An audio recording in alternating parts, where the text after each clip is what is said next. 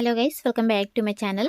Guys, విద్యాశాఖ నుంచి ఒక బంపర్ నోటిఫికేషన్ అయితే రిలీజ్ అయింది. సో మనకు పర్మనెంట్ ఉద్యోగాలను అయితే భర్తీ చేయడానికి ఈ నోటిఫికేషన్ అయితే రిలీజ్ చేయడం జరిగిందనమాట. సో ఇంటర్ పాస్ అయినటువంటి సర్టిఫికేట్ ఉంటే చాలా ఇక నోటిఫికేషన్కి అప్లై అయితే చేసుకోవచ్చు. అదేవిధంగా డిగ్రీ అర్హతతో కూడా జాబ్స్ అయితే ఉన్నాయన్నమాట.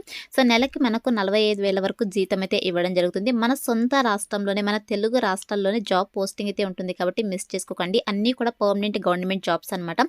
సో మన ఆంధ్రప్రదేశ్, తెలంగాణ రెండు రాష్ట్రాల వాళ్ళు మేల్ అండ్ ఫీమేల్ క్యాండిడేట్స్ ఇద్దరు కూడా ఇక నోటిఫికేషన్కి అప్లై అయితే చేసుకోవచ్చు. సో మరి ఇక నోటిఫికేషన్కి సంబంధించి పూర్తి డీటెయిల్స్ అయితే నేను కూడా ఎక్స్ప్లెయిన్ చేస్తాను. వీడియో అయితే ఇక్కడ స్కిప్ చేయకుండా ఎండ్ దగ్గర చూడండి. అండ్ అలాగే వీడియోలోకి వెళ్లే ముందు ఇంకా మన ఛానల్ ఎవరైనా సబ్స్క్రైబ్ చేసుకోకపోతే సబ్స్క్రైబ్ చేసుకుని పక్కనే ఉన్న బెల్ ఐకాన్ అయితే యాక్టివేట్ చేసుకోండి. అండ్ వీడియోకి ఒక చిన్న లైక్ చేసి సపోర్ట్ అయితే చేయండి ఫ్రెండ్స్. ఇంకా లేట్ చేయకుండా డీటెయిల్స్ అయితే చూసేద్దాం. గైస్, ఈ నోటిఫికేషన్ మనకు minister of education, government of India కింద వర్క్ చేస్తున్నటువంటి national institute of technology Warangal నుంచి రిలీజ్ అయింది అనమాట.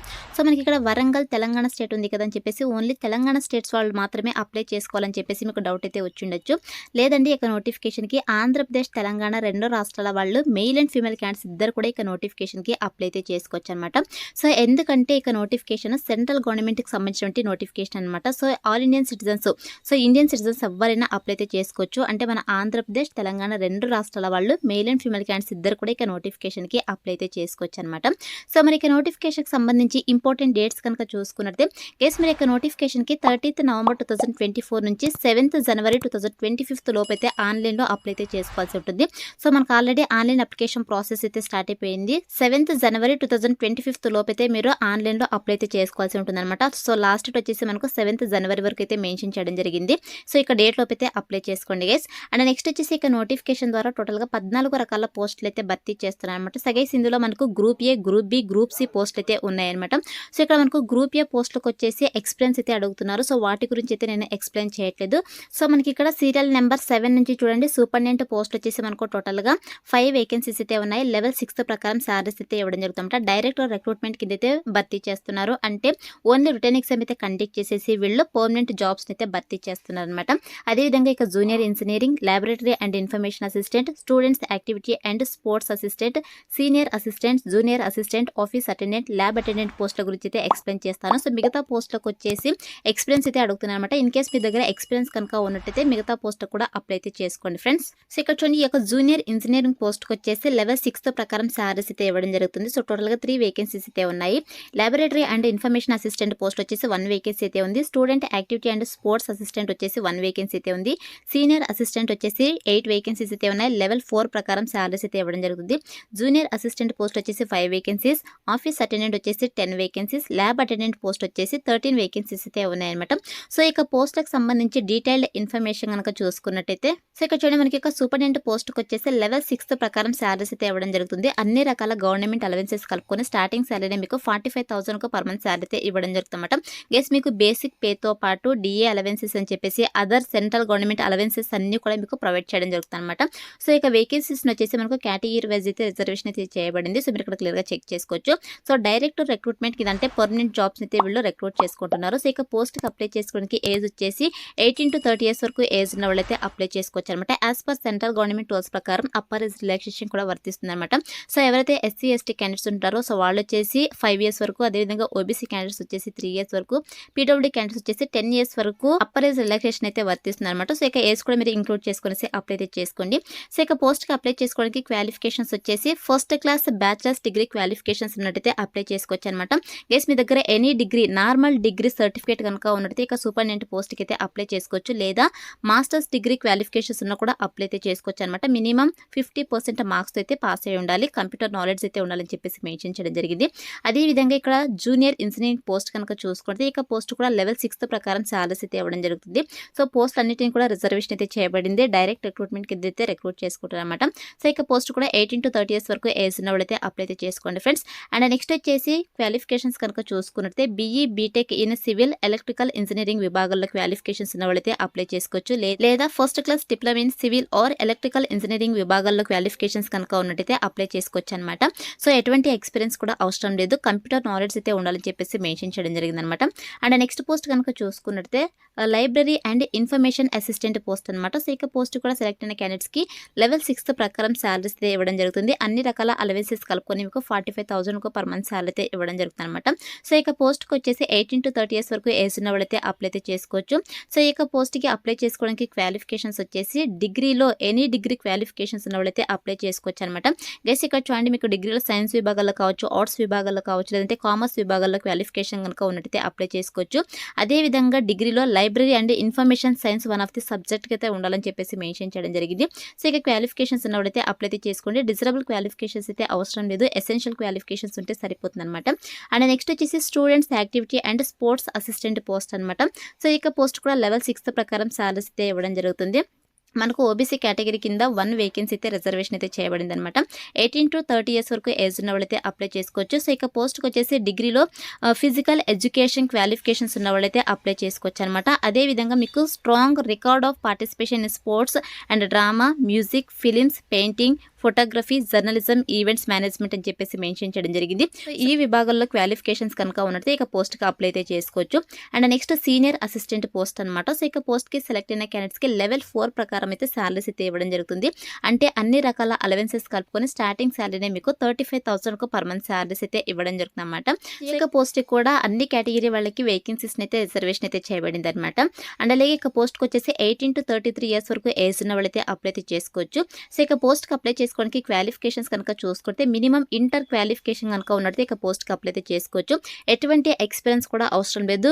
ఇంటర్ పాస్ అయినటువంటి సర్టిఫికేట్ కనుక ఉన్నట్టు మీరు యొక్క పోస్ట్కి అప్లై అయితే చేసుకోవచ్చు. అదేవిధంగా మీకు సో కంప్యూటర్ నాలెడ్జ్ అయితే ఉండాలని చెప్పేసి మెన్షన్ చేయడం జరిగింది. టైపింగ్ స్పీడ్ అయితే ఉండాలన్నమాట. 35 words per minute typing speed ఉన్న వాళ్ళైతే అప్లై అయితే చేసుకోవచ్చు. గైస్ అప్లై చేసుకోవడానికి టైపింగ్ స్పీడ్ అయితే అవసరం లేదు. ఇంటర్ పాస్ అయినటువంటి సర్టిఫికేట్ కనుక ఉన్నట్టే పోస్ట్ యొక్క నోటిఫికేషన్కి అప్లై అయితే చేసుకోండి. అండ్ నెక్స్ట్ వచ్చేసి జూనియర్ అసిస్టెంట్ పోస్ట్ అనమాట. సో ఇక పోస్ట్కి సెలెక్ట్ అయిన క్యాండిడేట్స్కి లెవెల్ 3 ప్రకారం శాలరీస్ అయితే ఇవ్వడం జరుగుతుంది.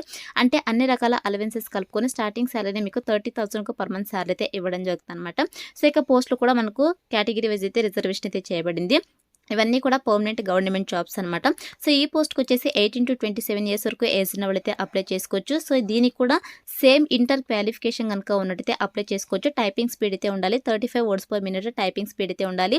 దీంతో పాటు కంప్యూటర్ నాలెడ్జ్ అయితే ఉండాలని చెప్పేసి మెన్షన్ చేయడం జరిగింది. కేసు అప్లై చేసుకోవడానికి టైపింగ్ స్పీడ్ అయితే అవసరం లేదు, మళ్ళీ చెప్తున్నాను. సో జస్ట్ మీ దగ్గర ఇంటర్ క్వాలిఫికేషన్ కనుక ఉన్నట్టయితే ఈ యొక్క జూనియర్ అసిస్టెంట్, సీనియర్ అసిస్టెంట్ పోస్ట్లకి ఫస్ట్ అప్లికేషన్స్ అయితే పెట్టేయండి. తర్వాత మీరు టైపింగ్ అయితే నేర్చుకోవచ్చు. అండ్ నెక్స్ట్ వచ్చేసి ఇక ఆఫీస్ అటెండెంట్ పోస్ట్ అనమాట. సో ఇక పోస్ట్కి సెలెక్ట్ అయిన క్యాండిడేట్స్కి లెవెల్ 1 ప్రకారం శాలరీస్ అయితే ఇవ్వడం జరుగుతుంది. అన్ని రకాల అలవెన్సెస్ కలుపుకొని స్టార్టింగ్ శాలరీ మీకు 25,000 పర్ మంత్ శాలరీ అయితే ఇవ్వడం జరుగుతుంది అనమాట. సో అన్ని కేటగిరీ వాళ్ళకి వేకెన్సీస్ అయితే ఉన్నాయి. దీంతో పాటు మనకు ఏజ్ లిమిట్ వచ్చేసి 18 to 27 ఇయర్స్ వరకు ఏజ్ ఉన్న వాళ్ళైతే అప్లై చేసుకోవచ్చు. సో ఇక పోస్ట్కి ఓన్లీ జస్ట్ ఇంటర్ క్వాలిఫికేషన్ ఉంటే అప్లై అయితే చేసుకోవచ్చు అనమాట. సో మీ దగ్గర ఇంటర్ పాస్ సర్టిఫికేట్ కనుక ఉన్నట్టు ఇక ఆఫీస్ అటెండెంట్ పోస్ట్కి అయితే అప్లై అయితే చేసుకోండి.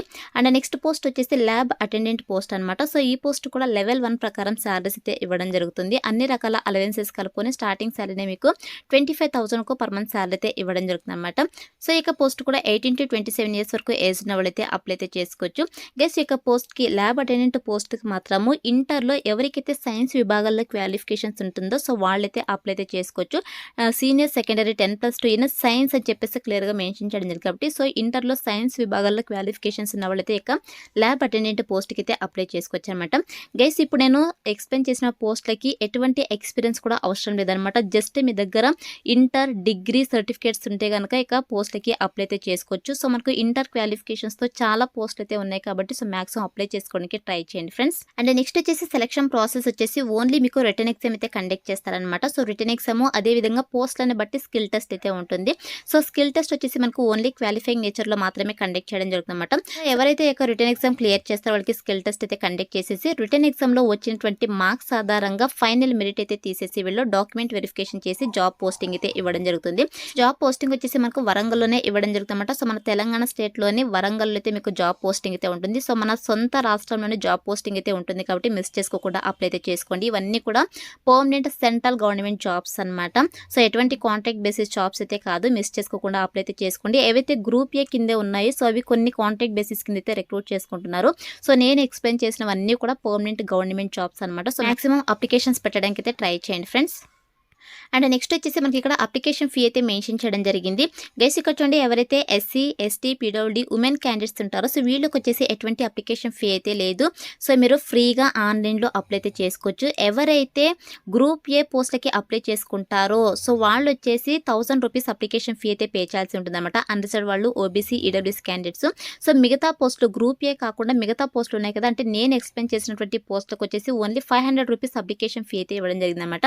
సో మిగతా కేటగిరీ వాళ్ళు వచ్చేసి 500 రూపీస్ అప్లికేషన్ ఫీ అయితే పే చేయాల్సి ఉంటుంది. అప్లికేషన్ ఫీ కూడా మీరు ఆన్లైన్లోనే పే చేయాల్సి ఉంటుంది అనమాట. సో మీరు అప్లై చేసుకునేటప్పుడు ఈ అప్లికేషన్ ఫీ కూడా పే చేసేసి అప్లై అయితే చేసుకోవాల్సి ఉంటుంది. అండ్ నెక్స్ట్ వచ్చేసి ఇక నోటిఫికేషన్ కి ఎలా అప్లై చేసుకోవాలో కనుక చూసుకుంటే గైస్ ఇక్కడ చూడండి, మీరు ఆన్లైన్లో అప్లై అయితే చేసుకోవాల్సి ఉంటుంది అనమాట. సో మనకు ఆల్రెడీ ఆన్లైన్ అప్లికేషన్ ప్రాసెస్ అయితే స్టార్ట్ అయిపోయింది.